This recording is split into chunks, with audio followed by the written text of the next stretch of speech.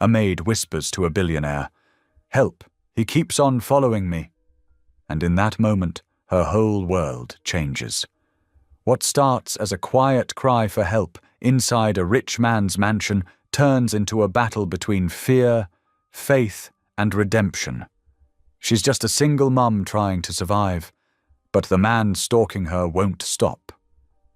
When the billionaire steps in to protect her, rumors explode, servants gossip, tabloids twist the truth, and a dangerous secret from her past resurfaces. But behind the whispers and flashing cameras lies something no one expected, a spark of faith that could save them both. As danger closes in and love begins to grow, when a woman whispers for help, can one man's compassion be enough to fight the darkness chasing her? Or will protecting her cost him everything? Tell me in the comments where you're watching from right now, and if this story speaks to you, make sure you hit subscribe so you don't miss the next one. The morning sun cast long shadows through the tall windows of Mateo Rowe's Savannah estate, creating patterns on the pristine marble floors that Aaliyah Carter methodically polished. Her movements were practiced and precise, but her mind wasn't entirely focused on the task at hand. The gentle hum of an old gospel tune escaped her lips, a habit she'd developed to keep her nerves steady. "Just breathe," she whispered to herself, trying to ignore the nagging worry that had been growing over the past 3 days. That black SUV, always the same one, always in the same spot down the street, couldn't be a coincidence, could it? The cleaning solution filled the air with a fresh lemon scent as she worked her way across the expansive foyer. The mansion's grandeur usually brought her a sense of peace, but today even the beautiful antique furnishings and crystal chandeliers couldn't ease her anxiety. Mrs. Henderson, the head housekeeper, passed by with a stack of fresh linens.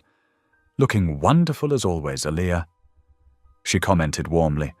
"Those floors could tell fortunes. They're so shiny." Aaliyah managed a small smile, grateful for the distraction.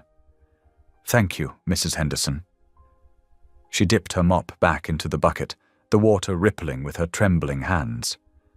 As the hours ticked by, she found herself checking the ornate clock on the wall more frequently.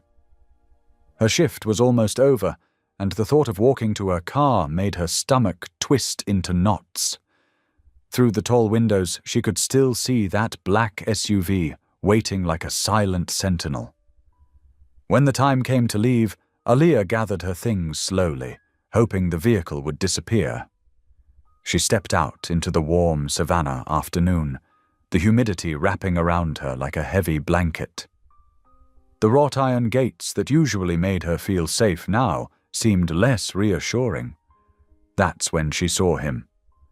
Marcus was leaning against the stone pillar near the gate, hands in his pockets, wearing that familiar smirk that had haunted her nightmares. Her feet froze, mid-step, and the world seemed to tilt sideways for a moment. He didn't move toward her, didn't say a word. He didn't have to.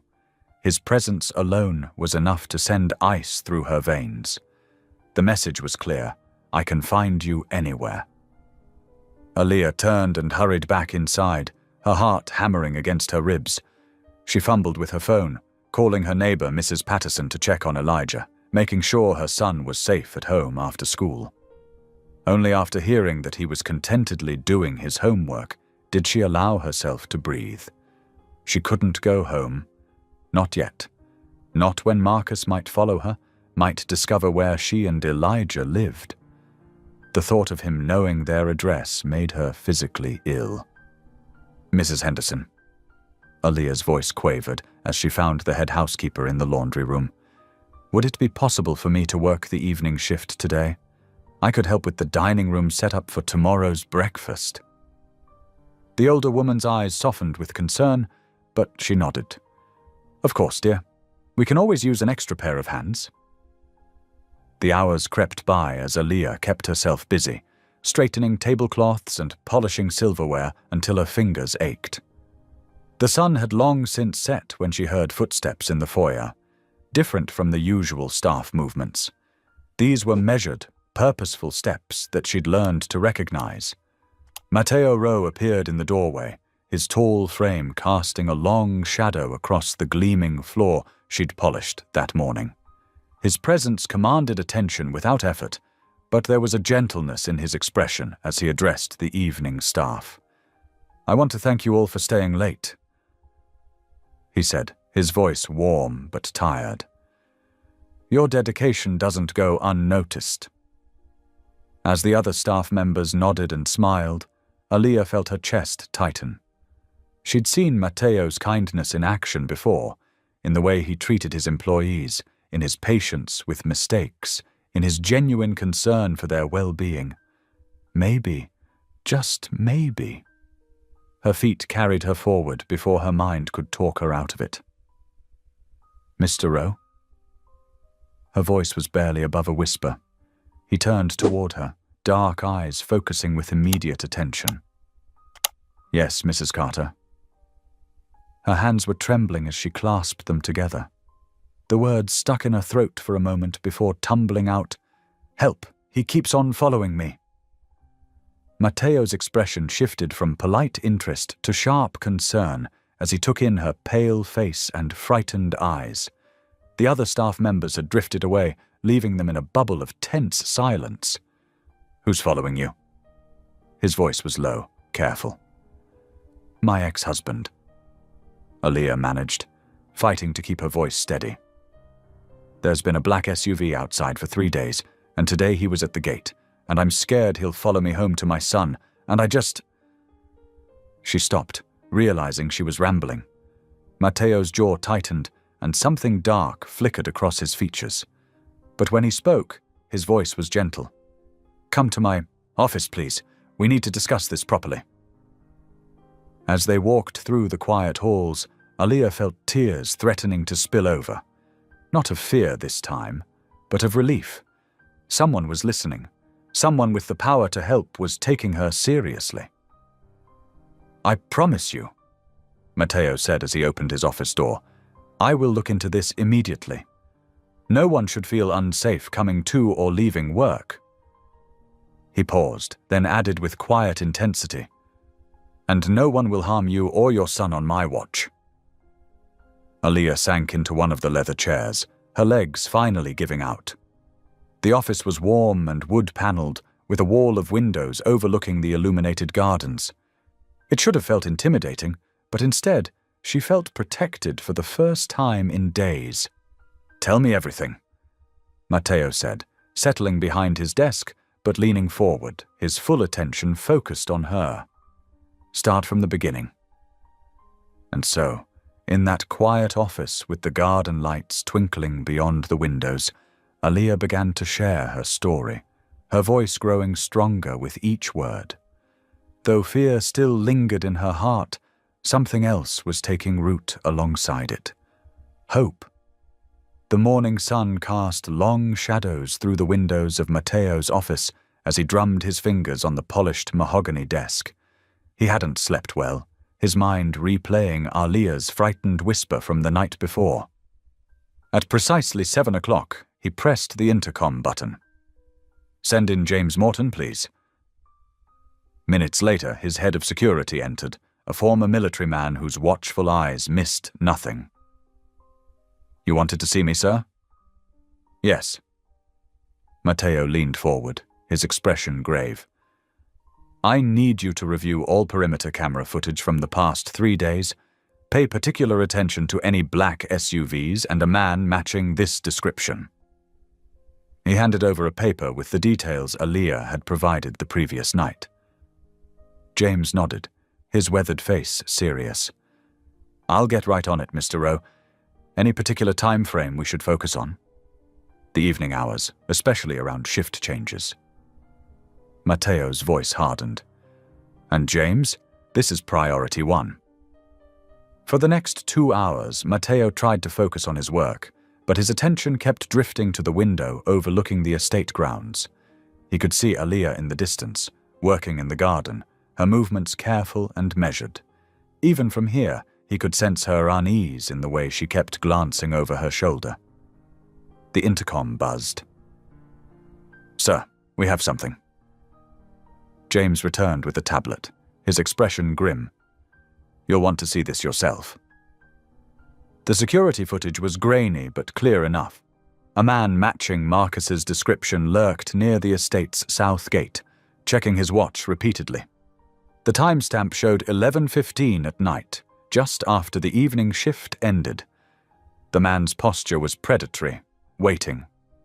There's more, James said quietly, swiping to another clip. The same black SUV, parked in different positions over 3 days. He's been watching the staff entrance, learning patterns. Matteo's jaw clenched. Get me everything you can on Marcus Tate. Criminal record, current address, associates, everything. Already on it, sir. James hesitated. Should we alert the authorities? Not yet. First, I need to speak with Mrs. Carter. Finding Aaliyah took only moments. She was dusting the library shelves, her movements mechanical, distracted. When Matteo entered, she startled, nearly dropping her feather duster. Mrs. Carter? He said gently. Could you spare a moment? She followed him to a quiet corner of the library, her hands clasped tightly together. Matteo pulled out a chair for her before taking his own seat. We've reviewed the security footage, he said softly, watching her face. Your ex-husband was indeed outside the gates last night. The color drained from Aaliyah's face. Her hands began to tremble, and she pressed them flat against her knees to still them. I knew it, she whispered. I knew I wasn't imagining things. Please, Matteo said, tell me everything. When did this start? Aaliyah took a shaky breath. 3 weeks ago. He was supposed to serve 5 years for what he did to me, but they let him out early for good behavior. Her laugh was bitter, empty. Good behavior. As if people like him can change. Matteo waited patiently as she gathered herself. It started with phone calls, then texts. When I blocked his number, he started sending messages through other people, and now... She gestured helplessly. Now he's everywhere I look. I can't let him find out where Elijah and I live. My baby boy. Her voice cracked, and tears spilled down her cheeks. Something in Matteo's chest tightened painfully. He reached for a box of tissues on a nearby table, offering them without comment. I'm sorry, Aaliyah said, wiping her eyes. I don't mean to burden you with all this, and I don't want charity, Mr. Rowe. I just want peace, for my son to feel safe, for me to feel safe. This isn't charity, Mrs. Carter. Matteo's voice was firm but gentle. This is basic human decency. No one should live in fear, especially not a mother and child. He leaned forward, his dark eyes intense. From now on, I'm sending a car to bring you and Elijah to and from work. My security team will ensure you're both protected. Mr. Rowe, I couldn't possibly, please. He interrupted softly. Let me help.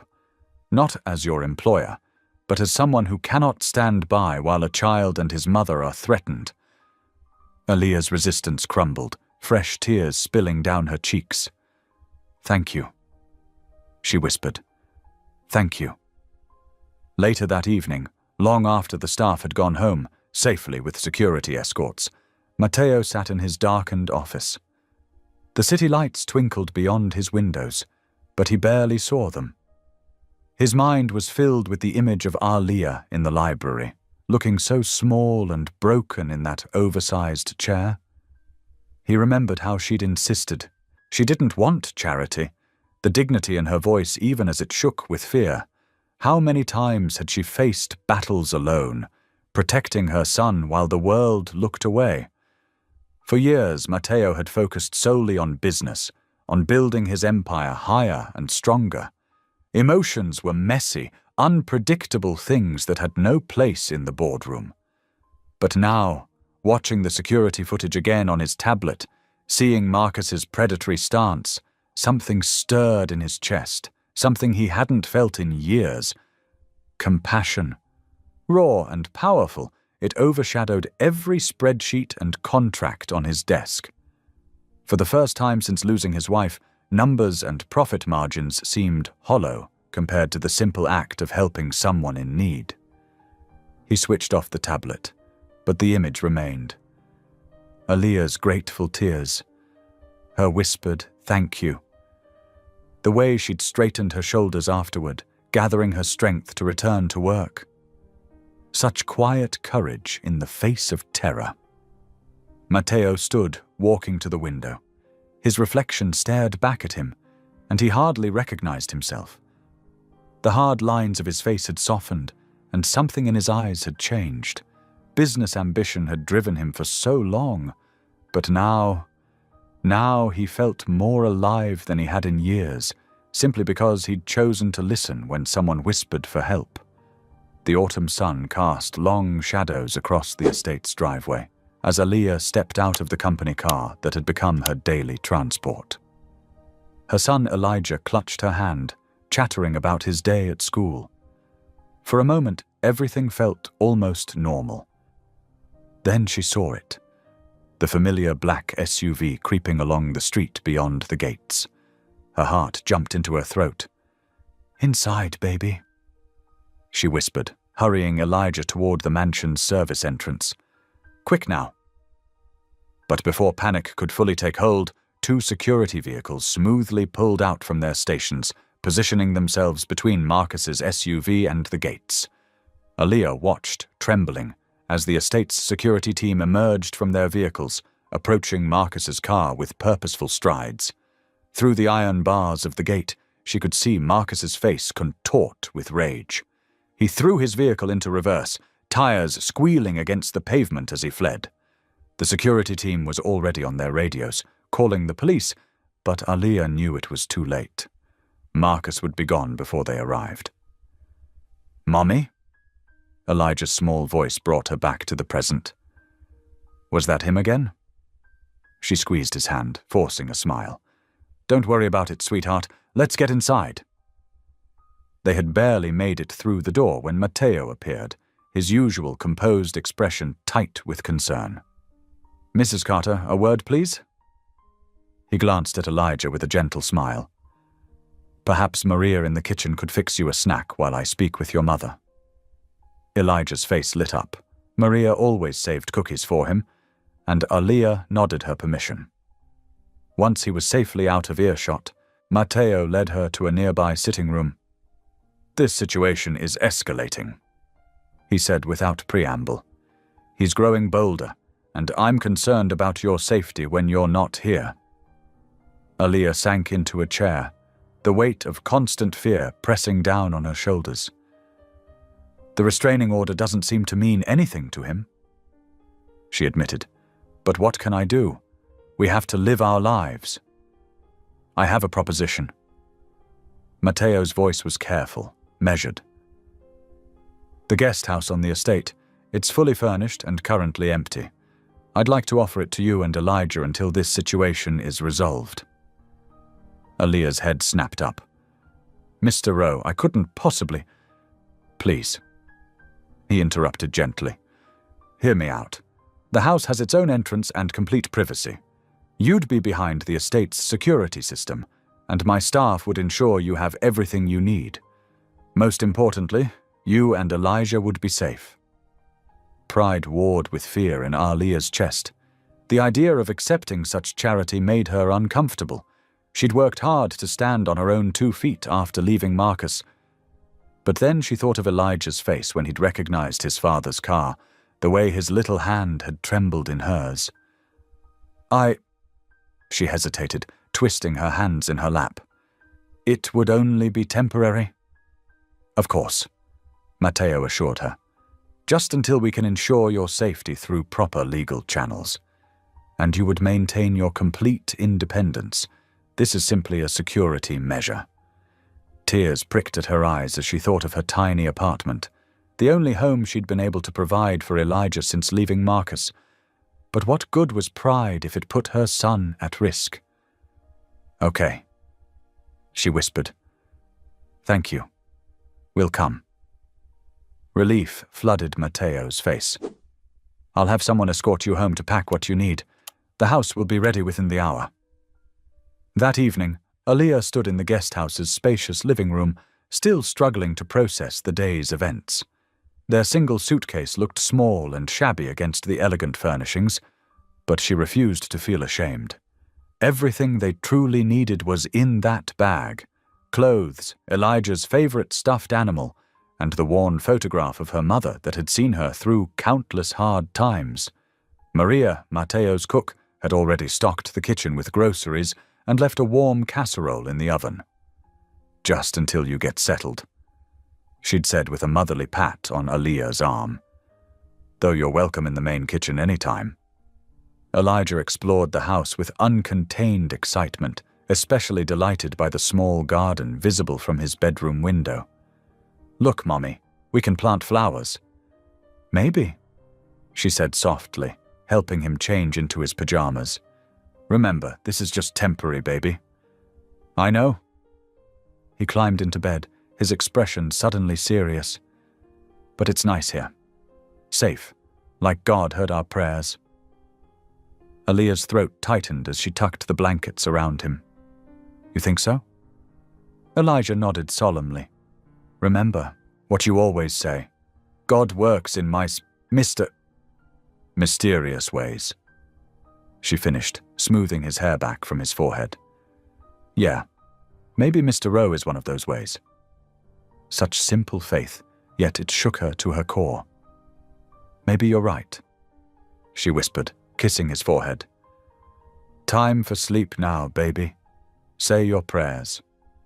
She listened as he recited his nightly prayer, adding a special thank you for their new temporary home. When he finished, she turned on his nightlight and moved to the door. "Mommy?" His small voice stopped her. "Do you think God is watching out for us?" Aaliyah looked back at her son, this precious gift who had kept her going through the darkest times. Through the window, she could see the lights of the main house, where Mateo had opened his home to virtual strangers simply because it was the right thing to do. "Yes, baby," she whispered, her voice thick with emotion. "I think he is." The whispers started small, like most things do. A raised eyebrow here, a knowing look there. By Wednesday morning, the grand halls of Mateo Rowe's estate buzzed with hushed conversations that fell silent whenever Aaliyah passed by. She first noticed it while cleaning the library. Two maids quickly stepped apart when she entered, their faces flushed as if caught sharing secrets. Throughout the day, similar scenes played out. Staff members huddled in corners, speaking in low tones, only to scatter at her approach. In the kitchen, Maria watched with concerned eyes as Aaliyah methodically wiped down counters. "Don't let them bother you, dear," she said softly. "People always talk when they don't understand." Aaliyah's hands trembled slightly as she worked. "I know they must think, it looks—" She couldn't finish the sentence. "What it looks like," Maria said firmly, "is a good man helping someone in need, nothing more." But the whispers didn't stay confined to the estate. By Thursday afternoon, several online tabloids had picked up the story. A grainy photo showed Mateo leading Aaliyah and Elijah through the garden, his hand hovering protectively near her elbow as they walked. The headlines ranged from suggestive to outright scandalous. "Billionaire's Secret Family" and "Rowe's Mystery Woman, the Truth Behind Closed Gates." Aaliyah discovered the articles during her lunch break, her phone lighting up with notifications from concerned friends. Her stomach churned as she scrolled through the speculation. This was exactly what she'd feared, causing problems for the man who'd shown her such kindness. That afternoon, she found Mateo in his study, his tall frame bent over a stack of documents. He looked up when she knocked, his expression softening at the sight of her distressed face. "Mr. Rowe," she began, wringing her hands. "I'm so sorry about all this attention, the tabloids, the gossip. I never meant to cause trouble for you." Mateo set down his pen and stood, moving around his desk. "Aaliyah, Please sit down." He gestured to one of the leather chairs facing his desk. She perched on the edge, unable to meet his eyes. "Maybe we should leave. Find somewhere else." "No." His voice was firm but gentle. "Your safety matters more than idle gossip or tabloid speculation. I won't have you putting yourself at risk because of what others might think." Before Aaliyah could respond, the study door opened and Cole Bennett strode in, his usually neat appearance slightly disheveled. He stopped short at the sight of Aaliyah. "Oh, I didn't realize you had company," Cole said, his tone carefully neutral. "It's fine, I should go," Aaliyah murmured, rising quickly. "Please stay," Matteo said. "Whatever Cole needs to say, he can say in front of you." Cole's jaw tightened slightly, but he pulled out his tablet. "Fine. Have you seen the coverage? It's spreading faster than we can contain it. The timing couldn't be worse. The merger with Thompson Industries is set to close next week." "And?" Matteo's voice held a note of challenge. "And?" Cole's eyebrows shot up. "Matteo, you're about to close a $4 billion deal. The board is already nervous about Thompson's conservative stance. If they think you're involved in some kind of scandal..." Aaliyah stood abruptly. "I really should go." "Sit down, please," Matteo said again, more forcefully this time. He turned to Cole. "If helping someone in need is considered scandalous, then maybe I've been too concerned with appearances all these years." Cole ran a hand through his hair in frustration. "You know that's not what I mean, but perception matters in business. We need to get ahead of this story." "No," Matteo said simply. "We don't need to explain or justify anything. Aaliyah and her son are under my protection until their safety is secured. End of discussion." The silence that followed was heavy with unspoken words. Finally, Cole sighed. "At least let me prepare a statement for the press. A simple no comment will suffice." Matteo's tone made it clear the subject was closed. That evening, Matteo joined Aaliyah and Elijah for dinner in the guest house, something he'd begun doing occasionally to ensure they felt secure. The small table felt worlds away from the corporate tensions of the afternoon. Elijah chatted happily about the butterfly he'd seen in the garden, while Aaliyah served a simple but delicious meal she'd prepared. The normalcy of it all struck Matteo. How long had it been since he'd enjoyed a quiet dinner with others? "Thank you," Aaliyah said softly as she cleared the plates. "For everything today, for standing up for us." Matteo started to wave off her gratitude, but Elijah's small voice piped up. "Mommy says God sends good people when we're scared." He beamed at Matteo. "Like you!" The simple statement hit Matteo with unexpected force. He couldn't remember the last time someone had called him good without referring to his business acumen or wealth. The child's pure faith in his intentions touched something long, dormant in his heart. Later that night, alone in his study, Matteo stood at the window overlooking the garden. The lights of the guest house glowed warmly in the distance, and he found himself thinking about Elijah's words. Good people. When was the last time he'd thought about being good rather than successful? When had he last considered what God might think of his actions? The merger document sat unsigned on his desk. The press speculation flickered on his muted phone, but somehow none of it seemed as important as the simple truth spoken by a child. Sometimes being good meant doing the right thing, regardless of how it looked to others.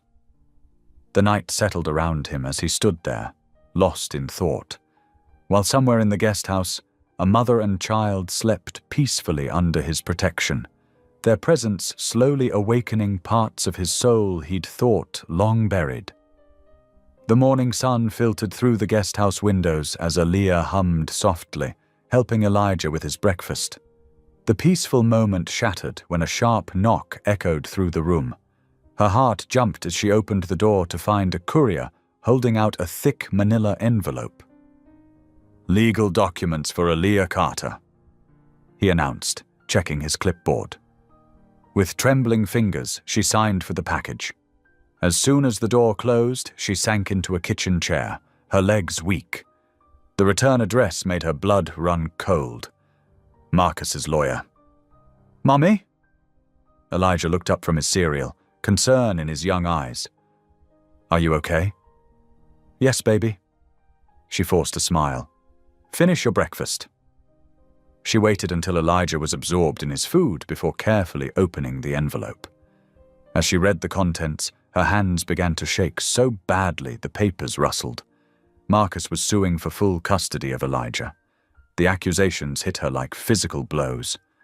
Living immorally, trading sexual favors for shelter, unstable living situation. Tears blurred her vision as she read further. Marcus claimed she was an unfit mother, using Matteo's wealth and protection to suggest she was trading her dignity for security. The court date was set for next week. "I need to call Mr. Rowe," she whispered, more to herself than Elijah. Her fingers fumbled with her phone, dialing Matteo's private number, a privilege he'd insisted she have for emergencies. He answered on the second ring. "Aaliyah, is everything all right?" "I'm sorry to bother you, but—" Her voice cracked. "Marcus is suing for custody. He's saying terrible things. Stay there, I'm coming down." Within minutes, Matteo arrived at the guest house, his usual polished appearance slightly rumpled as if he'd rushed over mid-meeting. His face darkened as he read through the papers. "This is nonsense," he said finally, his voice tight with controlled anger. "Pure character assassination. I'm calling my legal team right now."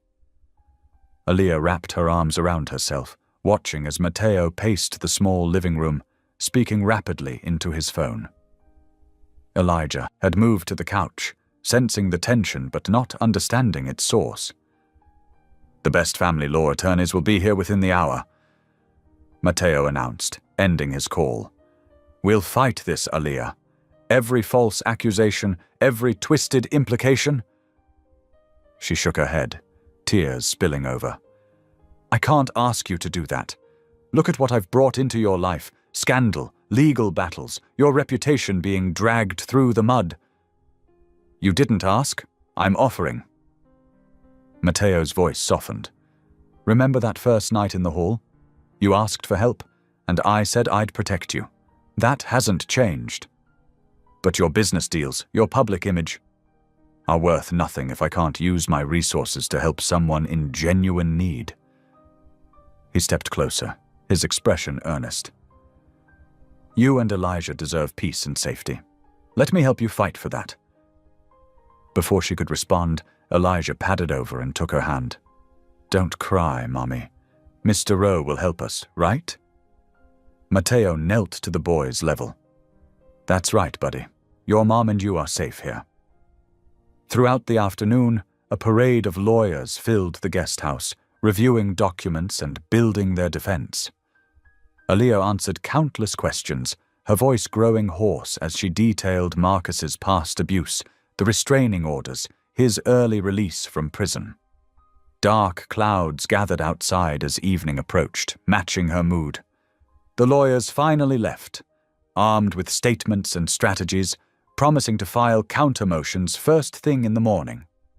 Matteo lingered after the others had gone. "Try to get some rest. We have a strong case, Aaliyah. Marcus's history of violence works against him." Thunder rumbled in the distance as she nodded, too exhausted for words. After Matteo left, she went through the motions of preparing dinner, helping Elijah with his bedtime routine, all while fighting back waves of fear. The storm broke in earnest as she tucked Elijah into bed. Lightning flashed, making him jump. "Can we pray extra tonight, Mummy?" he whispered. "Of course, baby." She knelt beside his bed, clasping his small hands in hers. "Dear Lord, please watch over us during this storm. Give us strength to face our fears." In the hallway, Matteo had returned to check on them one last time. He stopped short at the sight through the partially open door. Aaliyah and Elijah, heads bowed in prayer, their voices barely audible above the rain. "And please help Mr. Rowe too," Elijah added. "He's taking care of us just like you said you would." Matteo felt something shift in his chest, an ache he couldn't quite name. How long had it been since he'd witnessed such pure faith? Since he'd believed in something bigger than quarterly reports and merger deals? Aaliyah's voice joined her son's. "Lord, give us wisdom and courage for tomorrow. Help us trust in your plan, even when we're scared." "Amen." "Amen," Elijah echoed, snuggling under his covers.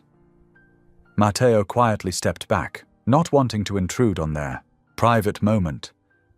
But the image stayed with him, their quiet strength, their unwavering faith despite everything they faced. It stirred memories of his own childhood prayers, of believing in something more than what could be seen or measured. The storm raged on through the night, but inside the guest house, a different kind of peace had settled. Aaliyah checked on Elijah one last time before retiring to her own room, drawing strength from his peaceful sleep. Morning arrived with clearing skies and renewed determination. Aaliyah dressed carefully in a modest blue dress, helping Elijah with his small clip-on tie. They would meet with the lawyers again today, beginning the fight for their future. When they stepped out of the guest house, Matteo was waiting by his car. He'd promised to accompany them to every meeting, every court date, standing beside them as they faced whatever came next. "Ready?" he asked simply. Aaliyah took a deep breath, holding Elijah's hand tight. The morning sun caught the lingering raindrops, making them sparkle like diamonds. Yesterday's storm had passed, leaving the air fresh and clean. Perhaps today's battles would do the same. "Ready," she answered, and together they walked toward the waiting car, side by side. The marble halls of the Chatham County Courthouse echoed with footsteps as Aaliyah walked beside Matteo, her heart pounding against her ribs. Elijah was safely at school. She couldn't bear to have him witness this. Her navy blue dress felt too tight, though she knew it was just nerves making it hard to breathe.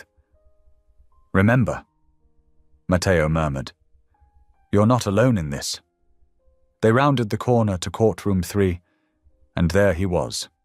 Marcus Tate stood with his lawyer, dressed in an expensive charcoal suit that made Aaliyah's stomach turn.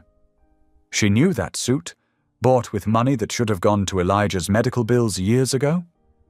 His calculated smile made her steps falter. Matteo's hand touched her elbow, steadying her. "Keep walking. Don't let him see you shake."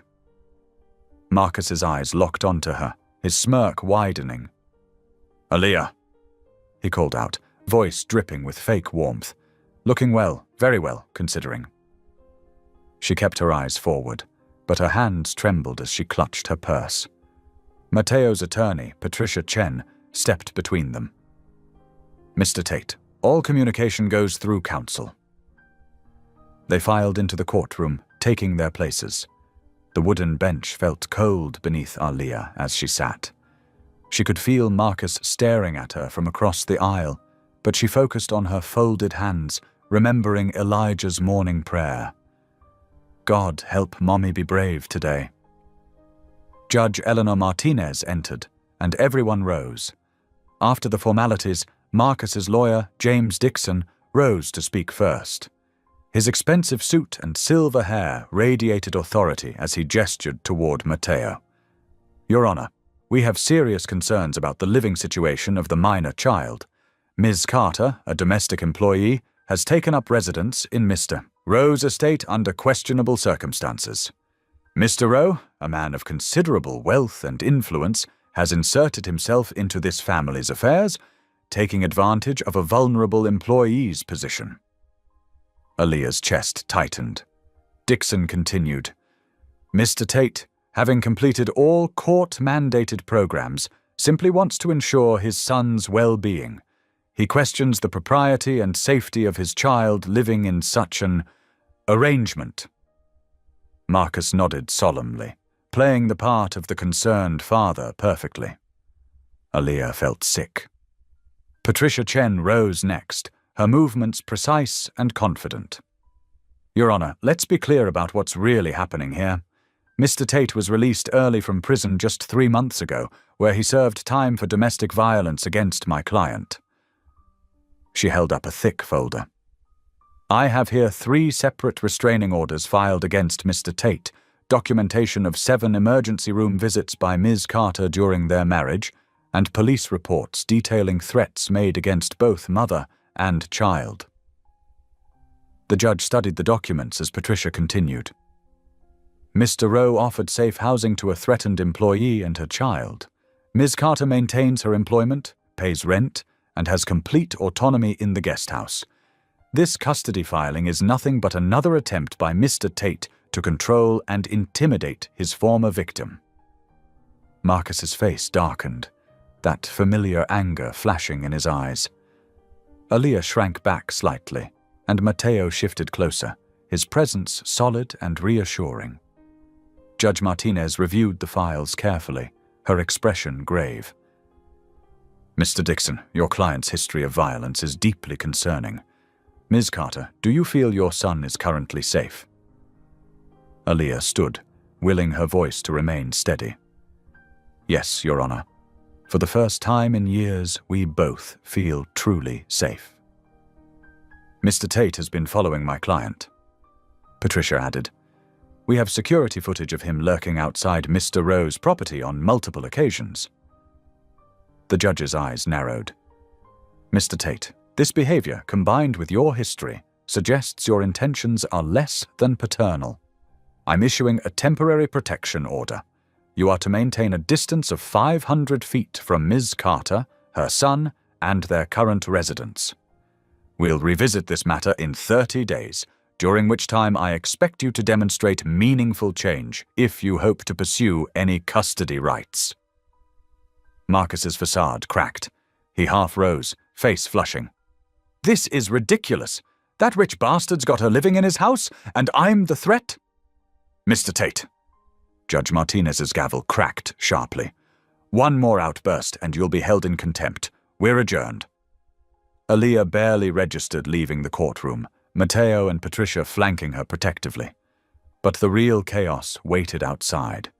Camera flashes exploded as they emerged, reporters shoving microphones forward. Mr. Rowe, are you romantically involved with your employee? Ms. Carter, how long have you been living with the billionaire? Is it true you're using your son to secure Mr. Rowe's fortune? The questions felt like physical blows. Aaliyah stumbled, overwhelmed by the noise and lights. Without hesitation, Mateo slipped off his suit jacket and held it up, shielding her from the cameras. His other hand found her waist, guiding her steadily through the crowd. No comments. Patricia called firmly, helping clear a path to Mateo's waiting car. Once inside the vehicle's quiet sanctuary, Aaliyah's composure finally broke. Tears slipped down her cheeks as the driver pulled away from the courthouse. I'm so sorry, she whispered, wiping her eyes. You didn't have to do all this. Your reputation, your privacy. It's all being dragged through the mud because of me. Mateo's face softened as he looked at her. I did, he said quietly. Because I believe you deserve peace. Everyone deserves to feel safe in their own life. His words hung in the air between them, simple but profound. Aaliyah looked down at her hands, still trembling slightly, and noticed Mateo's jacket draped across her lap, the one he'd used to shield her. Such a small gesture, but it spoke volumes about the man beside her. They rode in companionable silence for a while, the courthouse receding behind them. Aaliyah watched the Spanish moss swaying in the oak trees along Victory Drive, thinking about how far she'd come from those dark days with Marcus.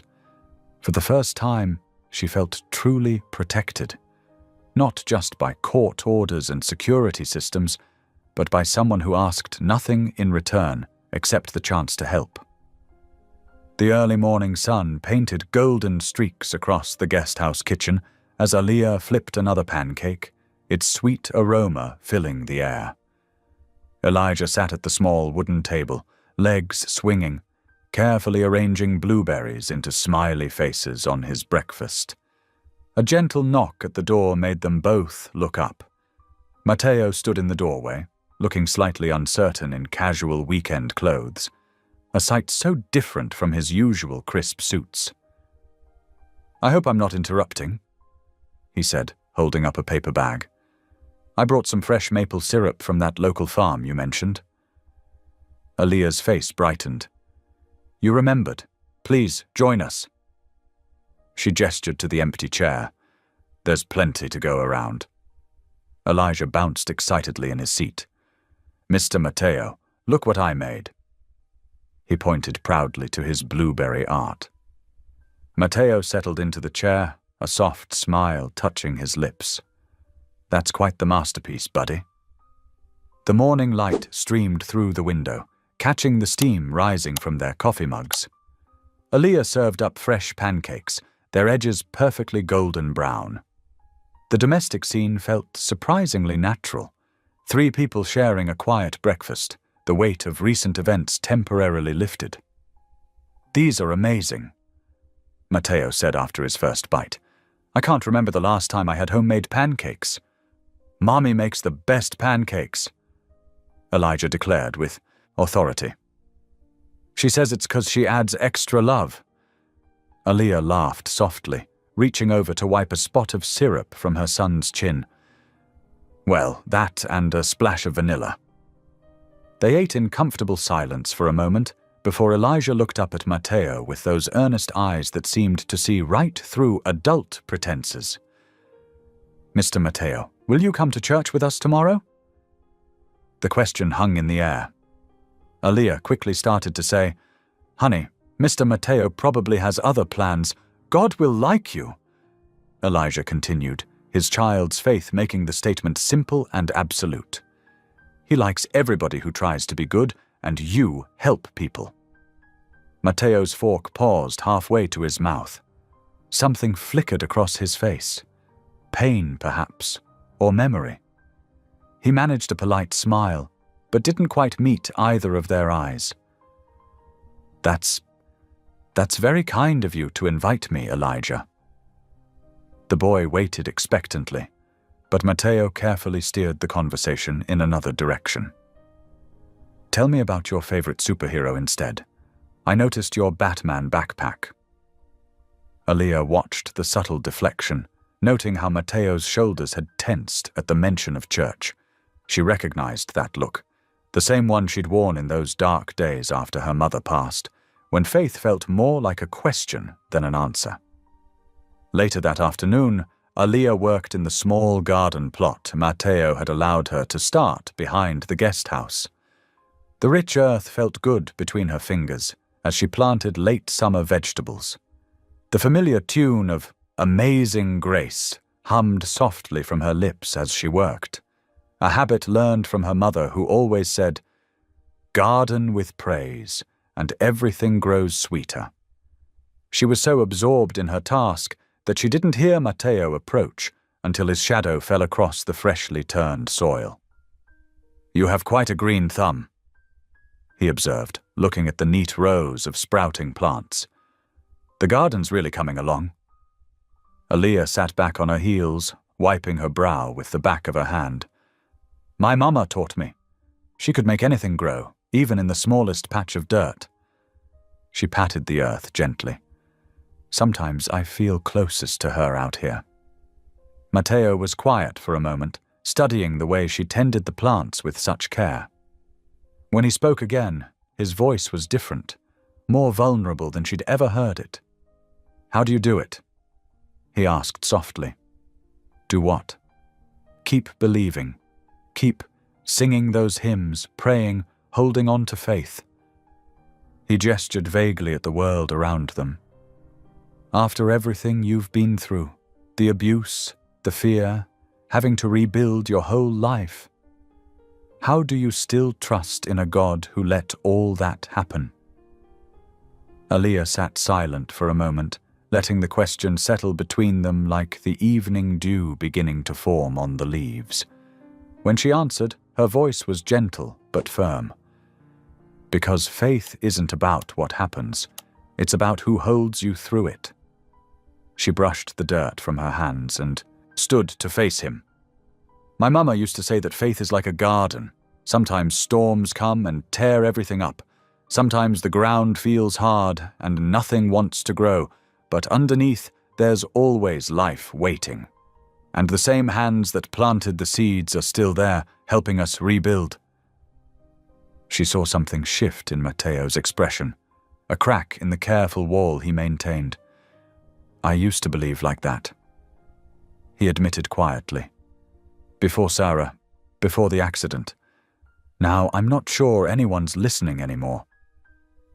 Sometimes the listening happens in the silence, Aaliyah said softly, like when a stranger opens his home to protect a scared mother and her child. Their eyes met for a long moment, and Aaliyah saw the impact of her words register in his face. But before he could respond, Elijah's voice called from the guest house. "Mummy, can we have mac and cheese for dinner?" The spell broke, and Matteo stepped back, his professional mask sliding back into place. "I should let you get back to your evening. Thank you for the talk."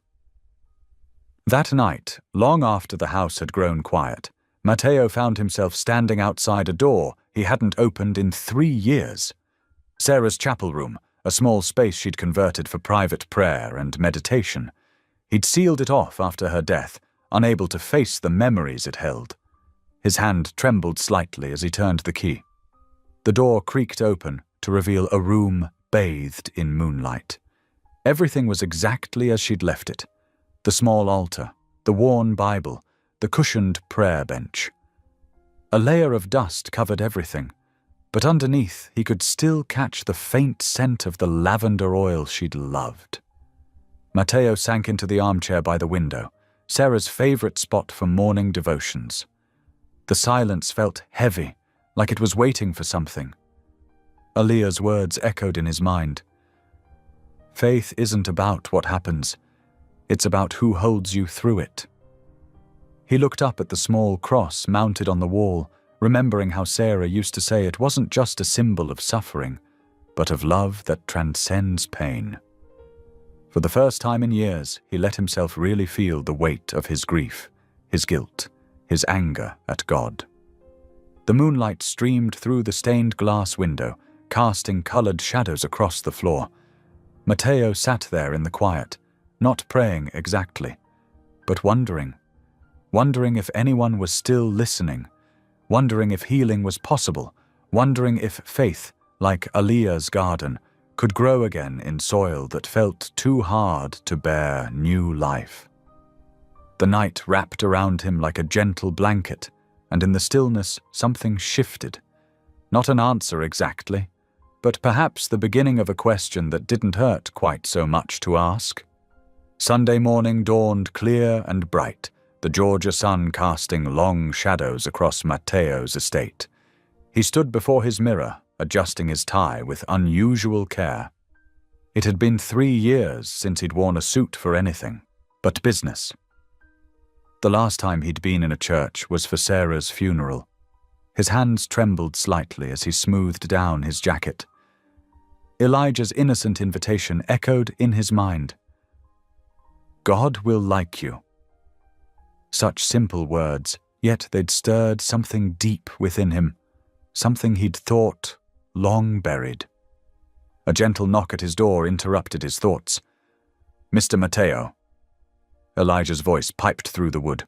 "Mommy says we're ready when you are." Opening the door, Matteo found himself smiling at the sight before him. Elijah stood there in his Sunday best, a crisp white shirt, navy blue pants, and a clip-on tie that sat slightly crooked. Behind him, Aaliyah wore a modest pale blue dress that made her eyes shine. She looked different somehow, more at peace than he'd seen her since she'd arrived. "You look very handsome," Aaliyah said softly, reaching out to straighten Elijah's tie. "Both of you." The drive to the church was quiet. filled with a gentle anticipation. Elijah chatted about the Sunday school lesson he was excited for, while Aaliyah hummed softly under her breath, warming up her voice for the choir performance. The church itself was smaller than Matteo had expected. A humble brick building with white trim and stained glass windows that caught the morning light. As they walked up the steps, Matteo felt his heart rate quicken. But then Elijah slipped his small hand into Matteo's, tugging him forward with childlike enthusiasm. "Come on, I want to show you where we sit." Inside, the sanctuary was filled with warm wood tones and soft light filtering through the colored glass. The congregation was already gathering, a diverse mix of people from all walks of life. Matteo noticed how they greeted each other with genuine warmth, like family. Several people recognized Aaliyah, coming over to embrace her. There were no judgmental stares or whispered gossip about the tabloid stories. Here, she was simply one of their own. Matteo watched as she introduced him, her voice carrying a quiet pride. "This is Mr. Rowe. He's been very kind to us." The welcome he received was overwhelming in its sincerity. Handshakes, smiles, and warm words of greeting surrounded him.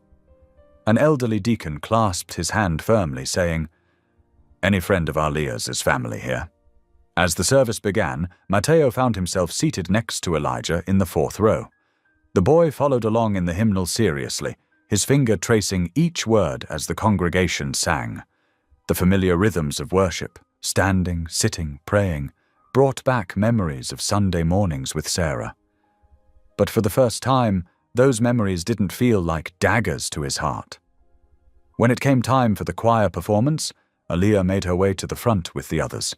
She wore no special robe, no distinguishing marks, but something in her bearing set her apart.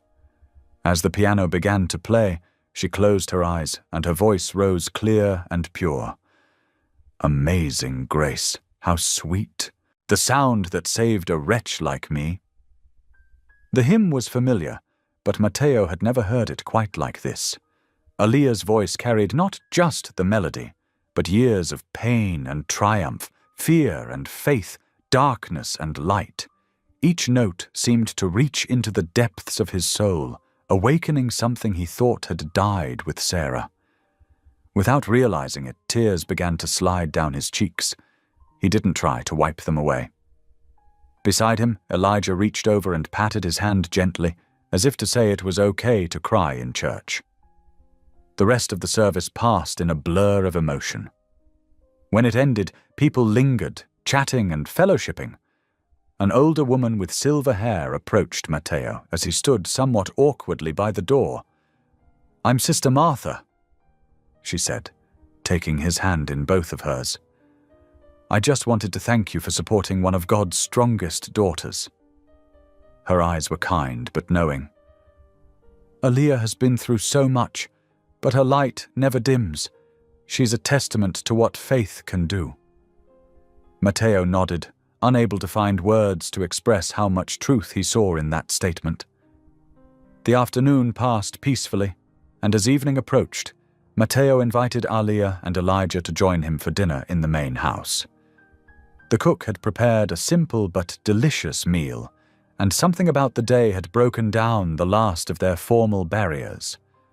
Elijah regaled them with stories from Sunday school, complete with dramatic reenactments that had them all laughing.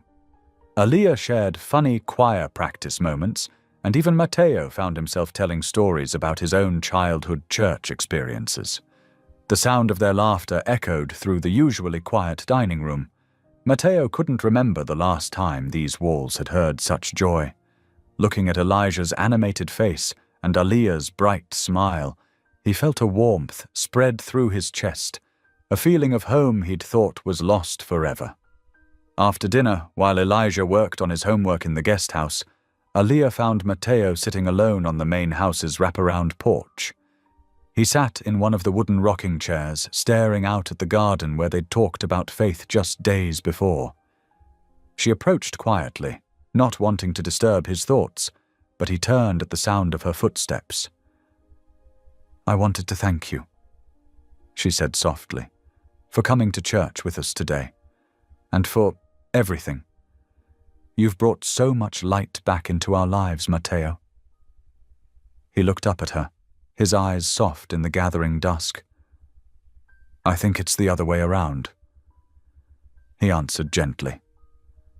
The words hung in the air between them, heavy with meaning.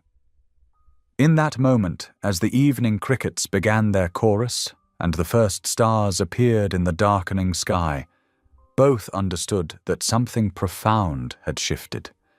Through their shared journey of healing and protection, they had unknowingly helped each other find their way back to faith, hope, and the possibility of joy.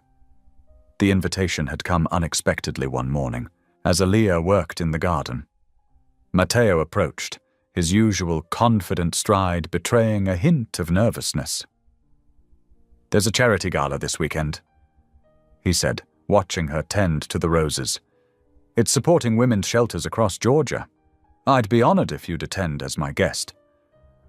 Aaliyah's hands stilled on the flower stems. "Me? But I've never been to anything like that." "That's exactly why you should come," Matteo said softly. "Your story matters. And besides," he added with a gentle smile, "I could use someone genuine in a room full of pretense." The next few days passed in a whirlwind. Matteo's assistant, Claire, took Aaliyah shopping, helping her navigate the unfamiliar world of evening wear. They finally settled on a floor-length gown in deep midnight blue, simple but elegant, with delicate beading that caught the light like stars. "It's perfect," Claire had declared. "Classic, like you." The evening of the gala arrived clear and cool. Aaliyah stood in front of the mirror in the guest house, hardly recognizing herself. The dress fit perfectly, making her feel both vulnerable and powerful. Her hair was swept up in an elegant twist, and she wore only the pearl earrings her mother had left her. A knock at the door made her jump. Mrs. Peterson, their elderly neighbor who had agreed to watch Elijah, answered it. Matteo stood there in a perfectly tailored tuxedo, and for a moment, they both simply stared. "You look beautiful," he said quietly. Elijah bounced excitedly around them. "Mommy looks like a princess, and Mr. Matteo, you look like a king." Aaliyah hugged her son tightly. "Be good for Mrs. Peterson, okay? I'll be back before you know it." "I will. Have fun at the fancy party." Elijah waved enthusiastically as they left. The drive to the Savannah Convention Center was quiet, filled with nervous energy. Aaliyah watched the city lights blur past, trying to calm her racing heart. As they pulled up to the grand entrance, she saw camera flashes and remembered the last time they'd faced reporters together at the courthouse. "Don't worry," Matteo said, reading her thoughts. "Tonight isn't about gossip, it's about hope." He helped her from the car, and they walked the red carpet together. Aaliyah kept her head high, remembering her mother's words. "Your dignity isn't in what you wear, but in how you carry yourself." Inside, the ballroom took her breath away. Crystal chandeliers cast warm light over hundreds of elegantly dressed guests. Tables draped in white linen surrounded a wooden dance floor, and arrangements of white roses filled the air with their sweet scent. Throughout dinner, Matteo quietly explained who everyone was, making her feel included rather than overwhelmed. Several people came to their table to chat, and Aaliyah found herself sharing carefully chosen parts of her story with sympathetic listeners. When it came time for speeches, Matteo squeezed her hand before heading to the podium. He spoke passionately about the importance of supporting domestic violence survivors, about breaking cycles of abuse, about believing in second chances. Then his voice softened. "Someone once asked me what courage looks like," he said, his eyes finding Aaliyah in the crowd. "Now I know. Courage looks like her, someone who stands in truth no matter who's watching, someone who refuses to let fear win, who chooses hope even when it seems impossible." The crowd erupted in applause, and Aaliyah felt tears sliding down her cheeks. The woman next to her pressed a tissue into her hand with an understanding smile. After the speeches, as couples moved to the dance floor, Matteo and Aaliyah stepped out onto a quiet balcony. The night air was cool, and the stars seemed especially bright. "Thank you," she said softly. "For everything, not just tonight, but for believing in me when I barely believed in myself." Matteo turned to face her, his expression vulnerable in a way she'd never seen before. "You've changed me, Aaliyah," he admitted. "I just didn't know I needed saving too. All this time I thought I was helping you, but you've given me back something I thought I'd lost forever." Their eyes met, and time seemed to slow. Matteo took a half step closer, as if there was something more he needed to say. The air between them felt charged with unspoken words. But before he could speak, his phone rang sharply in his pocket. Frowning, he checked the screen. As he read the message, all color drained from his face. "What is it?" Aaliyah asked, her heart suddenly pounding. "It's about Elijah," Matteo said, his voice tight with concern.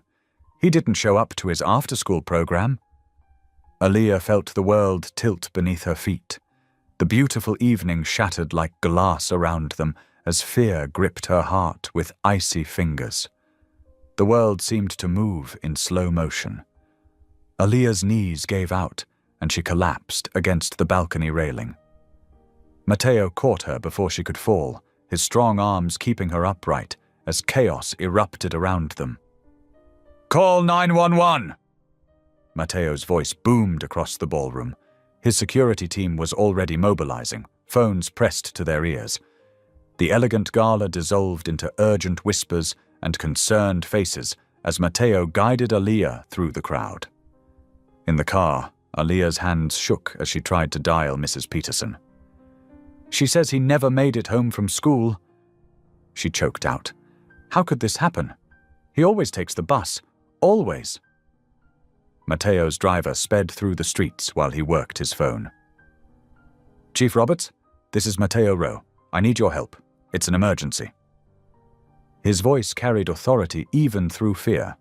"Yes, immediate Amber Alert. Send units to every exit from the city." At the school, police cars filled the parking lot, their red and blue lights painting the rain-slick pavement. Officers interviewed the staff while others reviewed security footage. Aaliyah stood trembling in her blue gown, now soaked from the drizzle that had started to fall. The school's security chief called them over to a monitor. "We found something," he said grimly. The grainy footage showed Elijah walking towards the bus line. Then a dark figure approached. Marcus, wearing a baseball cap, pulled low. He grabbed Elijah's arm roughly and led him to a waiting car. "No!"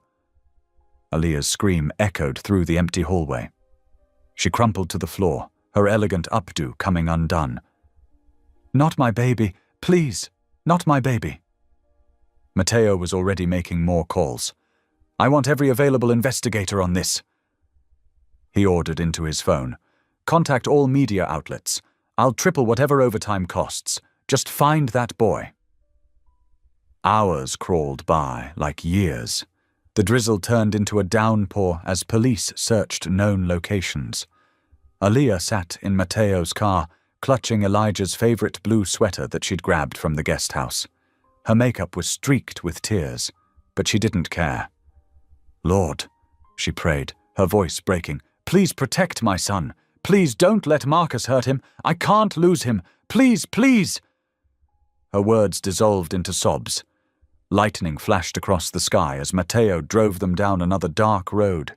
His knuckles were white on the steering wheel. "We'll find him," he said, his voice fierce with determination. "I swear it, Aaliyah. We'll find him." They checked every address Marcus had ever been associated with. Empty apartments, abandoned buildings, dead ends. The rain came down in sheets now, making it hard to see more than a few feet ahead. Their headlights cut yellow paths through the darkness as they headed toward the outskirts of town. Aaliyah pressed Elijah's sweater to her face, breathing in his familiar scent, a mix of crayons and the bubblegum shampoo he loved. "He must be so scared," she whispered. "He hates thunderstorms. He always crawls into my bed when it storms." Mateo reached over and squeezed her hand. His touch was warm, steady, anchoring her in the storm of fear. "Elijah is strong, like his mother, and we won't stop until we bring him home." The windshield wipers worked frantically as they drove past dark fields and abandoned barns. Every shadow could be hiding their boy. Every set of distant lights could be Marcus's car. The not knowing was torture. Thunder rolled overhead as Mateo's phone rang. He answered it on speaker. "Mr. Rowe." A detective's voice crackled through. "We're coordinating with state police. All major highways are being monitored. We've also got news crews running his photo every 30 minutes. "What about his old cellmates?" Mateo asked. "Any of them have properties out here?" "Checking those now, sir. We're leaving no stone unturned." Aaliyah closed her eyes, remembering Elijah's smile just hours ago as he waved goodbye. "Be good for Mrs. Peterson," she'd said. If only she'd kept him home. If only she'd never gone to that gala. If only— "Stop that," Mateo said gently, reading her thoughts again. "This isn't your fault. The only person to blame is Marcus." They turned down another country road, the car's tires splashing through deep puddles. Trees loomed on either side, their branches thrashing in the wind. Aaliyah's prayer was continuous now, a desperate whisper beneath the storm's rage. "Lord, please, I can't lose him. Please protect my baby. Please bring him back to me." Mateo drove with unwavering focus, his eyes scanning every driveway, every side road. The elegant man from the gala was gone, replaced by someone harder, more determined, someone who wouldn't stop until they found Elijah. The headlights illuminated a sign marking the county line. They were getting further from the city with each passing minute, but neither of them suggested turning back. Somewhere out in this storm, their boy was waiting. And they would find him, no matter what it took. Rain drummed on the roof of the car as they pressed on into the darkness, two hearts beating with the same desperate hope, two voices raised in different kinds of prayer, one to God above and one to whatever force might guide them to a little boy who needed them. The rain had softened to a gentle patter when Mateo suddenly slowed the car. His eyes narrowed, focusing on something in the distance. Through the misty darkness, a faint golden light flickered between the trees. "Wait," he muttered, leaning forward. "That's St. Michael's, the old church." His voice grew stronger with recognition. "I helped fund its restoration last year, but they never finished the work." Aaliyah sat up straighter, clutching Elijah's sweater tighter. "Could he— Worth checking." Mateo turned the car onto a narrow gravel road, tires crunching through puddles. The headlights illuminated a weathered wooden sign. St. Michael's Episcopal Church, founded 1892. The building emerged from the darkness, a small stone structure with a crooked steeple reaching towards the stormy sky. Most windows were dark, but one near the back glowed with a weak, wavering light. Mateo parked close to the entrance, killing the engine. "Stay here," he whispered, but Aaliyah was already opening her door. "No," she said firmly. "If my son's in there, I'm going in." They approached the church together, their shoes squelching in the mud. The front door was slightly ajar, creaking softly in the wind. Mateo pulled out his phone, using it as a flashlight as they stepped inside. The beam swept across dusty wooden pews and faded hymnals. Paint peeled from the walls, and the air smelled of mold and neglect. Their footsteps echoed on the worn floorboards. "Elijah?" Aaliyah called softly, her voice trembling. "Baby, are you here?" A small sound came from the front of the church, like a hiccup or a stifled sob. Matteo's light found the source. Behind the old wooden pulpit, a tiny figure huddled in the corner, soaked to the skin and shaking. "Mommy?" Elijah's voice was small and frightened. "Oh, God, oh, thank you, thank you!" Aaliyah ran forward, nearly tripping in her haste. She fell to her knees beside the pulpit, gathering her son into her arms. "Baby, my baby." Elijah burst into tears, clinging to his mother. "I was so scared. He fell asleep in the car, and I ran away, and I didn't know where to go. But I saw the church, and I remembered what you said about churches being safe places." "Shh, you're safe now. You're so brave, so smart." Aaliyah rocked him back and forth, her own tears falling into his wet hair. She wrapped his favorite sweater around his trembling shoulders. Matteo was already on the phone with the police, his voice low and urgent. "Yes, we've found him. St. Michael's Episcopal on Old Mill Road. The boy's safe, but Marcus can't be far. Send units immediately." He paused, listening. "No, Elijah escaped on his own. Marcus isn't here, but check the surrounding area." While he spoke, Aaliyah checked Elijah for injuries, running her hands over his arms and face. Besides being cold and frightened, he seemed unharmed. "Did he hurt you, baby?" Elijah shook his head. "He just grabbed me and put me in his car. He said mean things about you, but then he got tired and pulled over and fell asleep. I waited till he was really sleeping, and then I ran." "Smart boy," Matteo said softly, coming to kneel beside them. "You did exactly the right thing." Elijah looked up at him with tear-stained cheeks. "I remembered the church 'cause you told the newspaper people about fixing it. I saw your picture in the paper." Matteo's throat tightened. To think his minor act of charity months ago had provided sanctuary for this child tonight. He reached out and squeezed Elijah's shoulder gently. Red and blue lights suddenly flashed through the windows, accompanied by the crunch of tires on gravel. Multiple police cars surrounded the church. Matteo went to meet them, while Aaliyah held Elijah close, murmuring prayers of thanksgiving. Within minutes, the old church was filled with activity. Officers took statements while paramedics checked Elijah. Someone brought blankets and hot chocolate from a nearby convenience store. Through it all, Aaliyah didn't let go of her son's hand. Then came the news they'd been waiting for. Marcus had been found passed out in his car less than a mile away. He was in custody, and this time, he wouldn't be getting out anytime soon. As the sky began to lighten, Matteo suggested they step outside. The storm had passed, leaving the world washed clean. In the east, the first rays of dawn painted the clouds in shades of pink and gold. Dewdrops sparkled on spiderwebs strung between the old church's railings. Elijah had fallen asleep in Aaliyah's arms, exhausted by his ordeal. She stood looking at the sunrise, tears still drying on her cheeks. Slowly she reached out and took Matteo's hand. "God sent you, didn't he?" she whispered, her voice full of wonder and gratitude.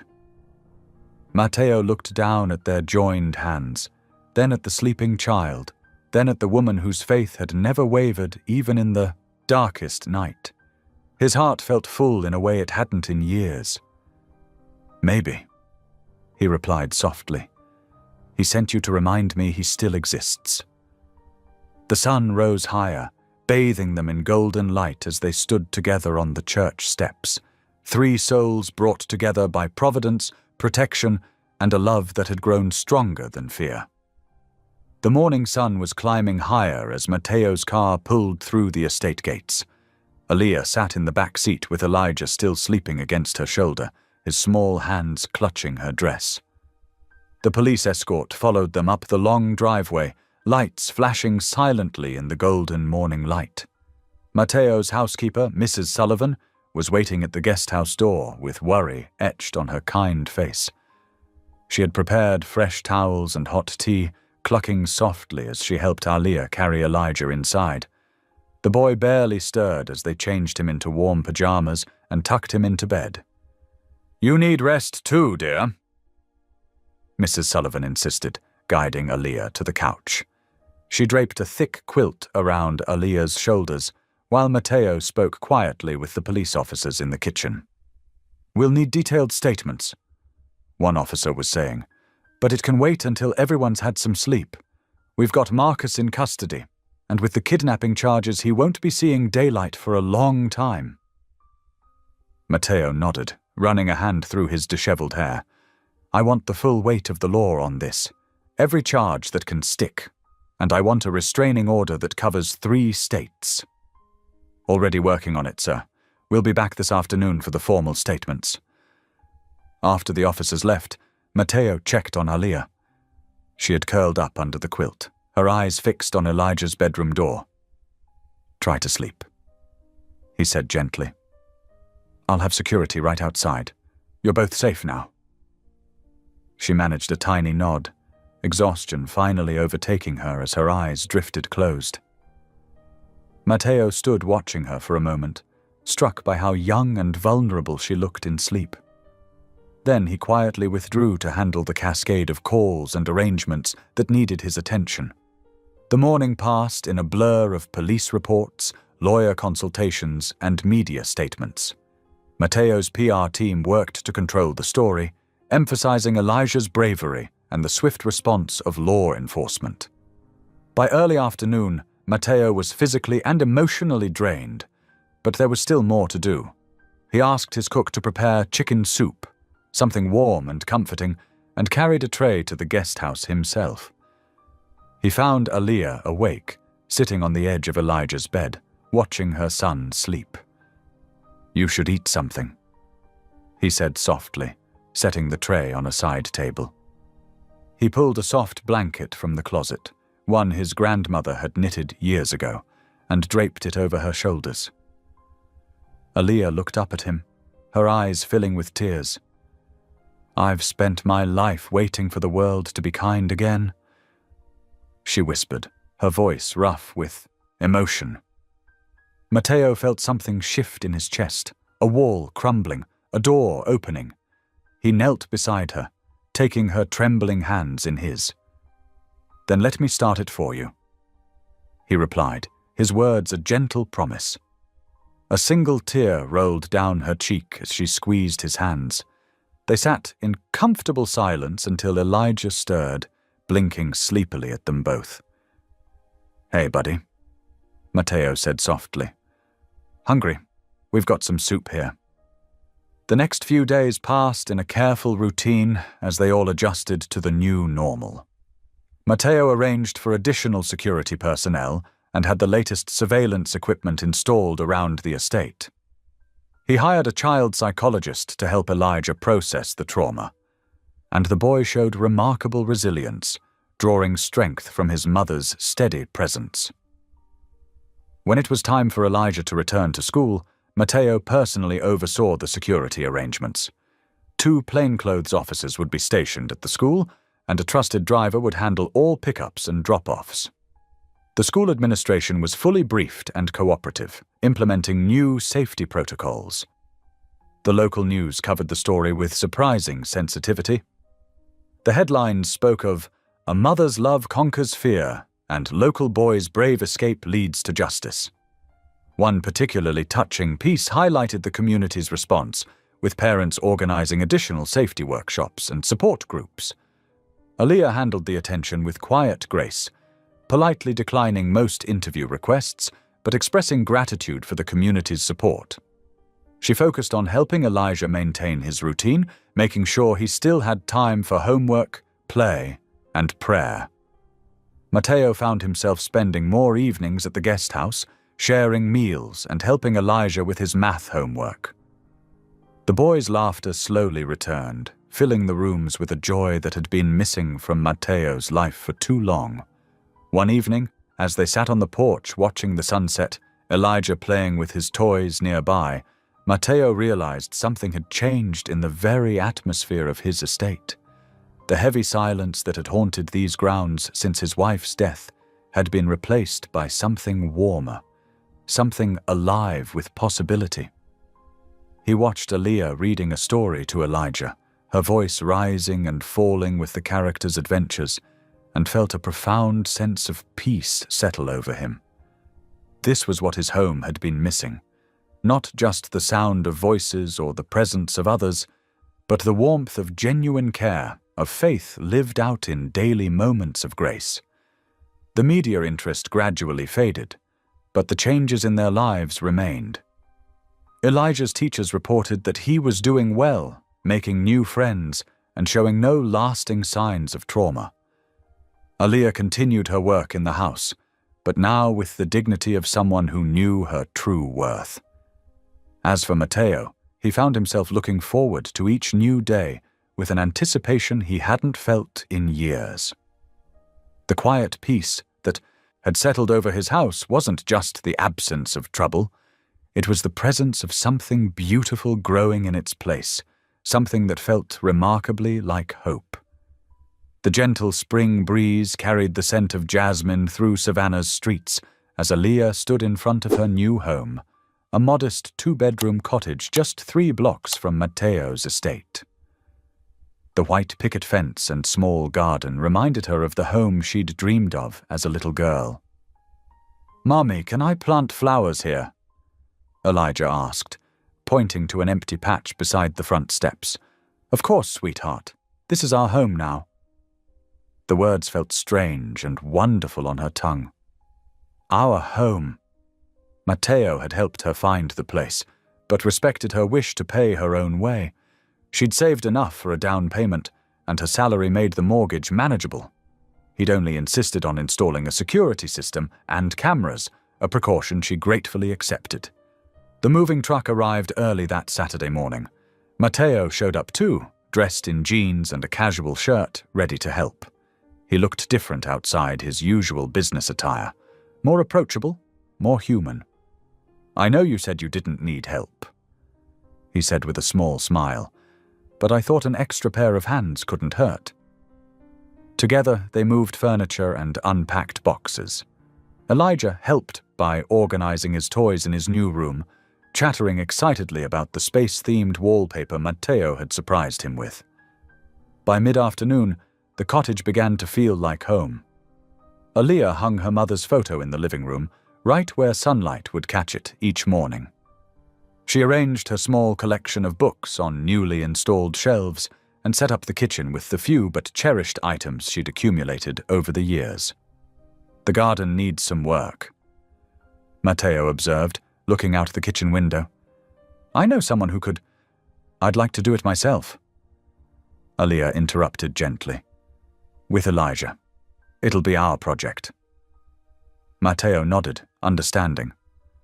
"Of course, but maybe I could stop by sometimes just to check on the progress." She smiled, recognizing his attempt to maintain their connection while respecting her independence. "We'd like that." The weeks that followed settled into a comfortable rhythm. Aaliyah continued working at the estate, but now as the head of household staff, a promotion Matteo insisted was purely based on merit. Elijah thrived in his new school, making friends and earning good grades. They often had dinner together, sometimes at Matteo's house, sometimes at the cottage. Elijah would tell them about his day, his innocent observations making them both laugh. After dinner, they'd help him with homework or play board games, creating moments of normalcy that felt almost miraculous given their tumultuous past. One Wednesday evening, as they walked through the neighborhood after dinner, Elijah spotted an ice cream truck. Matteo bought them all cones, and they sat on a park bench, watching the sunset paint the sky in shades of pink and gold. "Mr. Matteo," Elijah asked, ice cream dripping down his chin, "are you coming to church with us on Sunday?" Matteo glanced at Aaliyah, who was carefully wiping her son's face with a napkin. "Would that be okay? You're always welcome," she said softly. That Sunday morning, Matteo arrived at their cottage early.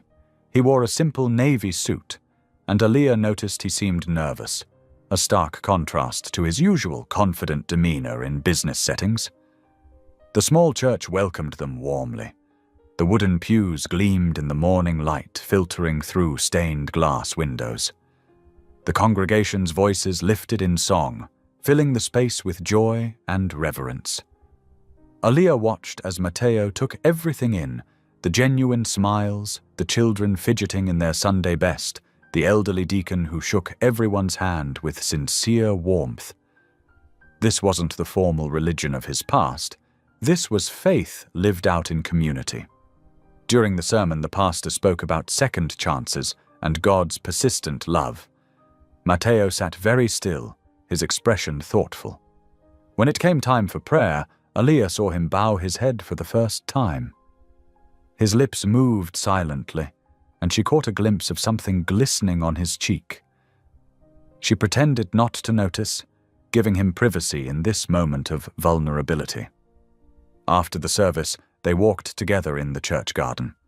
Elijah ran ahead to play with other children, while Aaliyah and Matteo found a quiet bench beneath an old oak tree.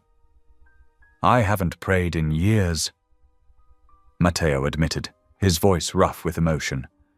"Not since Sarah died. I was so angry at God, I didn't want to believe anymore." Aaliyah waited patiently, knowing some words needed time to form.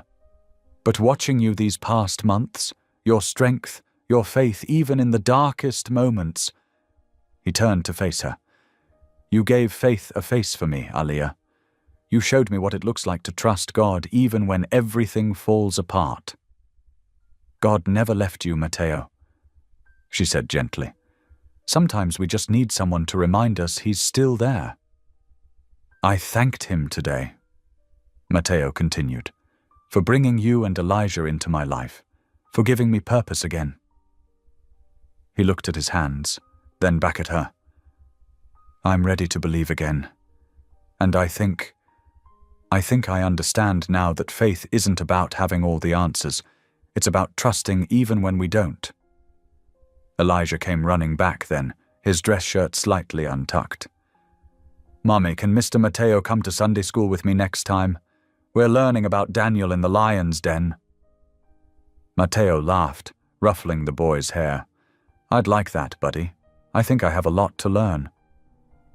They walked back to the parking lot together, the spring sun warm on their faces. Church members called out goodbyes, and several stopped to chat briefly. Aaliyah noticed how naturally Matteo fit into this simple, sacred space, so different from his corporate world, yet somehow exactly where he needed to be. Later that afternoon, as they shared lunch at the cottage, Aaliyah watched Matteo helping Elijah with a Bible story coloring book. The scene struck her deeply. This powerful man who once seemed so unreachable, now sitting cross-legged on her living room floor, carefully explaining to her son why Moses took off his shoes at the burning bush. She silently thanked God for His mysterious ways, for bringing healing to all of them through each other. Their story wasn't perfect or finished, but it was beautiful in its brokenness and redemption. The afternoon light streamed through the windows, catching the dust motes in golden beams that seemed to dance around them like blessing. In this moment, faith wasn't just a concept or a duty. It was alive and present, as real as the love growing between these three healing hearts. The late September morning dawned bright and clear, perfect for Elijah's 9th birthday celebration. Aaliyah stood in the estate's kitchen, carefully arranging blue and white frosted cupcakes on a tiered stand. Her hands trembled slightly as she positioned each one, wanting everything to be perfect for her son's special day. "Need any help?" Matteo's warm voice came from behind her. He'd been especially attentive these past few days, almost nervous in a way she'd never seen before. "I think I've got it." She smiled, turning to face him. He looked handsome in his casual weekend attire, dark jeans and a soft blue button-down shirt that matched the party decorations. "You've outdone yourself," he said, gesturing to the transformed garden room. Blue and white balloons danced in gentle clusters near the ceiling, and streamers created a festive canopy above. A table laden with presents waited in the corner, while game stations were set up around the room. "It's his first real party," Aaliyah explained softly. "Before, we could never— Well, Marcus didn't allow—" She trailed off, but Matteo understood. "Then we'll make this one count double," he promised, squeezing her shoulder gently. Throughout the morning, guests began arriving. Elijah's classmates with their parents, some church friends, and the estate staff who had become like family. The room filled with children's laughter and the buzz of conversation. Elijah darted around in his new birthday outfit, showing off his space-themed t-shirt to anyone who would look. His eyes sparkled with joy as each new friend arrived, and Aaliyah felt her heart swell watching him so happy and carefree. "Mommy, look what Jamie brought," Elijah called out, waving a large gift wrapped in superhero paper. "That's wonderful, sweetheart. Remember to say thank you," she reminded him, smiling as he immediately turned to his friend with sincere gratitude. The afternoon progressed with traditional party games, pin the tail on the donkey, musical chairs, and a space-themed scavenger hunt that Matteo had helped design. The children's excitement was contagious, their shrieks of delight filling the usually quiet estate. Mrs. Rodriguez, the cook, outdid herself with the food. Mini pizzas, fruit kebabs, and finger sandwiches shaped like rockets. The adults gathered in small groups, chatting and watching the children play, while Matteo moved between them all, making sure everyone felt welcome. As the afternoon light began to soften, Matteo caught Aaliyah's eye and nodded slightly. It was time for cake. The lights dimmed, and Mrs. Rodriguez appeared with a spectacular creation, a 3-tiered chocolate cake decorated with stars and planets, 9 candles twinkling on top. Everyone gathered around, singing "Happy Birthday," as Elijah's face glowed in the candlelight. He closed his eyes tight, made his wish, and blew out all the candles in one excited breath. The room erupted in applause. "What did you wish for, buddy?" one of his friends called out. "Can't tell." Elijah grinned. "It won't come true if I do." But his eyes darted between his mother and Matteo, and something in his expression made Aaliyah's heart skip a beat. As Mrs. Rodriguez began cutting the cake, Matteo cleared his throat. "Before we serve the cake, I have something I'd like to say." He reached for Aaliyah's hand, drawing her to the center of the room. The party guests quieted, forming a loose circle around them. Aaliyah felt her pulse quicken as Matteo turned to face her, still holding her hand.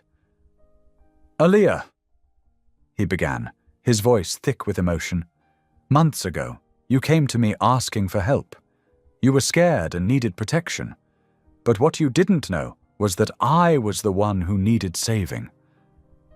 She felt tears beginning to form as he continued. "You helped me remember what love feels like, what faith looks like in action, what true strength really means." The room was completely silent now, every eye fixed on them. Even the children seemed to sense the importance of the moment. "You and Elijah brought light back into my life when I thought I'd never see it again." Matteo's voice wavered slightly. Then, still holding her hand, he lowered himself to one knee. Aaliyah gasped softly as he reached into his pocket with his free hand and produced a small velvet box. Inside was a simple but elegant gold ring, a single diamond catching the light. "Aaliyah Carter," he said, looking up at her with eyes full of love and certainty. "Will you marry me?" For a moment she couldn't speak through her tears. Then she felt a small hand slip into hers, Elijah standing beside her with the biggest smile she'd ever seen. "Say yes, Mommy," he whispered, though in the quiet room everyone heard and chuckled softly. "Yes," she managed through her tears, nodding. "Yes, I will." The room erupted in cheers and applause as Matteo slipped the ring onto her finger. He stood, and drew her close, wiping away her tears with gentle fingers. "You'll never be afraid again," he whispered, his forehead resting against hers. "Not while I live." Elijah threw his arms around both of them, and soon they were surrounded by well-wishes and congratulations. Mrs. Rodriguez was crying openly, dabbing at her eyes with her apron, while several of the staff members who had witnessed their entire journey exchanged knowing smiles. "I knew it," one of Elijah's friends announced proudly. "I told you Mr. Mateo was going to be Elijah's new dad." The adults laughed, and Mateo ruffled the boy's hair. "Smart kid," he said, winking. The party took on an even more celebratory atmosphere after that. The cake was served, presents were opened, and joy seemed to radiate from every corner of the room. Aaliyah kept glancing at her ring, still hardly believing this wasn't a dream. "Did you know about this?" she asked Elijah later, as he sat surrounded by his new presents. He grinned mischievously. "That's what I wished for when I blew out my candles, but I guess Mr. Dad, already had it planned." Aaliyah hugged him close, overwhelmed by the perfect rightness of this moment. Across the room, Mateo was thanking guests as they began to leave, but his eyes kept finding hers, full of promise and love. The afternoon light painted the room golden, and Aaliyah silently thanked God for bringing them to this moment. From fear to faith, from loneliness to love, their journey had led them here, to a new beginning, a new family, and a promise of forever. 6 months after their wedding, the late afternoon sun cast long shadows across the pristine lawn of the Second Chance Project's newly opened community center. Rows of white chairs faced a small stage where Aaliyah stood at the podium, her hands steady now where they once trembled. The crowd before her included donors, community leaders, and most importantly, the women and children the foundation had already helped. Mateo sat in the front row with Elijah, both wearing matching navy suits. Pride shone in his eyes as he watched his wife address the gathering. The transformation in her over the past year and a half had been remarkable, from a frightened single mother to a confident advocate for others facing similar struggles. "Welcome, everyone," Aaliyah began, her voice clear and strong. "Today marks not just the official opening of our community center, but a celebration of second chances. I stand before you as living proof that darkness doesn't last forever." She paused, her fingers brushing the simple gold cross at her neck, a wedding gift from Mateo. 18 months ago, I was a mother living in fear. I worked as a maid in a beautiful estate, trying to build a life for my son while looking over my shoulder every day. When things got really bad, I whispered for help one evening. Just a whisper. Several women in the audience nodded, understanding exactly what that kind of whisper meant. The desperate kind that comes when you've run out of options. What I didn't know then, Aaliyah continued, was that I was whispering to my future. God works in ways we can't imagine, turning our deepest fears into stepping stones toward joy. In the front row, Elijah beamed up at his mother. At 9.5 years old now, he sat tall and proud, completely different from the scared little boy who had hidden in that abandoned church months ago. Mateo squeezed his shoulder gently. The Second Chance Project isn't just about providing shelter, Aaliyah explained, gesturing to the beautiful building behind her. It's about restoring dignity. Every woman who comes through these doors will find not just safety, but opportunity. We offer education programs, job training, counseling, and most importantly, hope. She went on to detail the services they provided: fully furnished apartments for up to 20 families, an on-site daycare center, classrooms for GED preparation and college courses, and a career development center. But it was more than just a list of amenities. It was a promise of transformation. When my husband and I dreamed up this project, she said, smiling at Matteo, we knew it had to be different. Every detail, from the security systems to the garden spaces, was designed with healing in mind. Because we understand that recovery isn't just about leaving something behind, it's about building something new. The audience applauded as Matteo stood and joined her on stage. His hand found its familiar place at the small of her back, steady and supportive. Elijah bounded up after him, unable to resist being part of the moment. When Aaliyah first came into my life, Matteo addressed the crowd. I thought I was the one offering help. I had no idea she would help me find my way back to faith, back to purpose, back to love. He looked at her with such tenderness that several people in the audience wiped away tears. This project is her vision.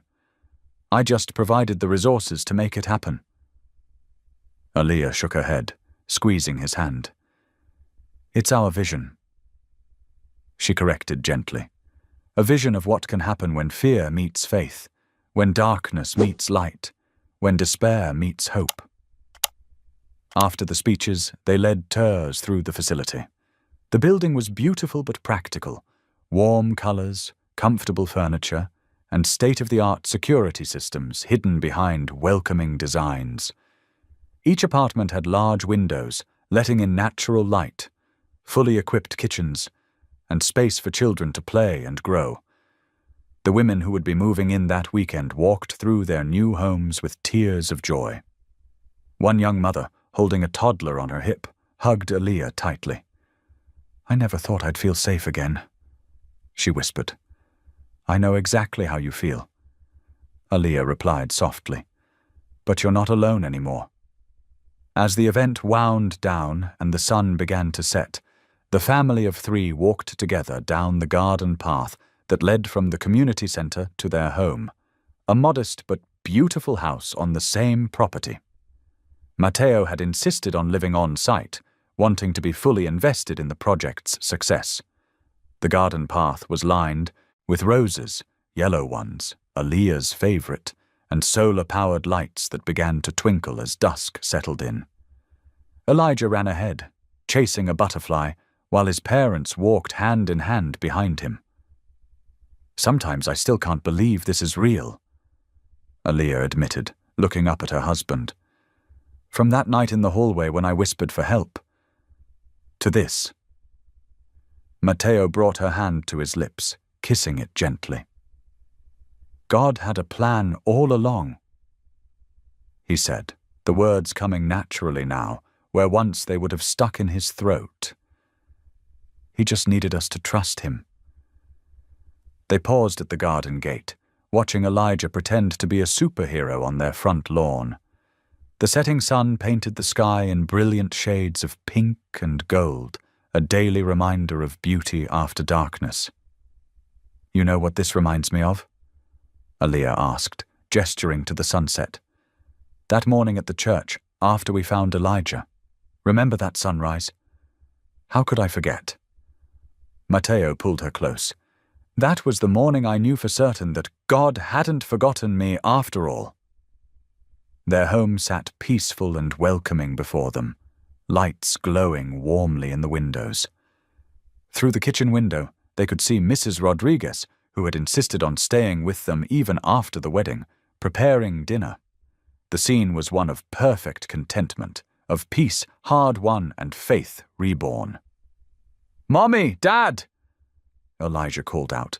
Come look at this flower. It's still blooming even though it's almost dark. They walked together to where he stood, marveling at a single rose that had opened late in the day. It was a perfect metaphor for their journey. Love blooming even in the shadow of fear, beauty emerging from darkness, and miracles that began with nothing more than a whisper. The family stood together in their garden as the last rays of sunlight painted everything in gold, a living testament to the power of faith, the strength of love, and the endless possibility of new beginnings. Thank you for being here. If something in this story stayed with you, I'd love to see you again. Subscribe, and tomorrow I'll bring you another story crafted with heart.